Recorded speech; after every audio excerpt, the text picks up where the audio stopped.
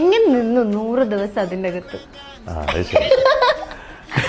ഞാൻ 14 ദിവസം കൊണ്ട് പുറത്തുപോയി. നിങ്ങൾ 100 പക്ഷെ ആ 14 ദിവസം ഒരു 140 ദിവസം പോലെ ആയിരുന്നു നീ ആളുണ്ടായ സമയത്ത്.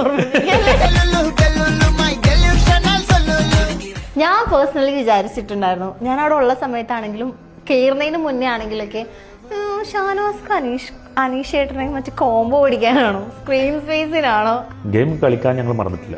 പരസ്പരം ഗെയിം കളിച്ചിട്ടുണ്ട്. അവൻ എന്നെ നോമിനേറ്റ് ചെയ്തിട്ടുണ്ട്, അത് ഓപ്പൺ നോമിനേഷൻ വരെ ചെയ്തിട്ടുണ്ട്. അവൻ എന്നെ ചെയ്തിട്ടുണ്ട്, ഞാൻ അവനെ ചെയ്തിട്ടുണ്ട്, ജയിൽ നോമിനേഷൻ ചെയ്തിട്ടുണ്ട്.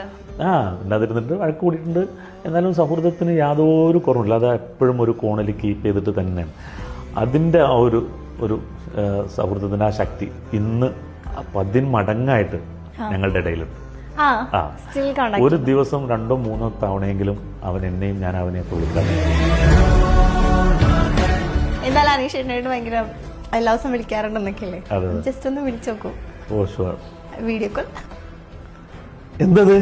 എന്തിങ്ങനെയൊക്കെ നിൽക്കുന്നത്? വല്ല ഞാൻ അത് ആൾറെഡി വിളിക്കുമെന്ന് നിനക്ക് അറിയാമോ? എന്തോ ഒരു വീഡിയോ ചെയ്ത് കൊടുക്കാനുള്ള വരികയാണ്. അടുത്ത ഉദ്ഘാടനത്തിന്റെ വീഡിയോ ആണ്. ധാരാ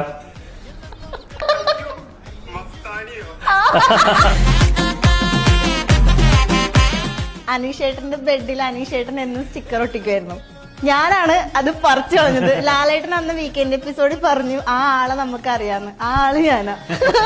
ഞാൻ അത് അനീഷേട്ടനോട് അന്ന്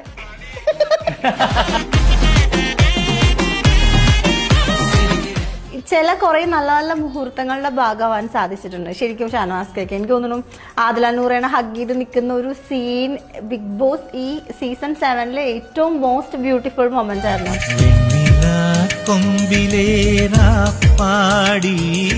ഞാൻ കണ്ണിനൊക്കെ വെള്ളം വന്നത് സത്യസന്ധമായിട്ട് എന്തൊക്കെ ഞാൻ സീക്രട്ട് ടാസ്ക് ഗെയിമായിട്ട് കണ്ട് കളിച്ചെങ്കിലും പക്ഷെ ആ ഒരു നിമിഷം എനിക്ക് എന്റെ കയ്യിൽ നിന്ന് പോയി.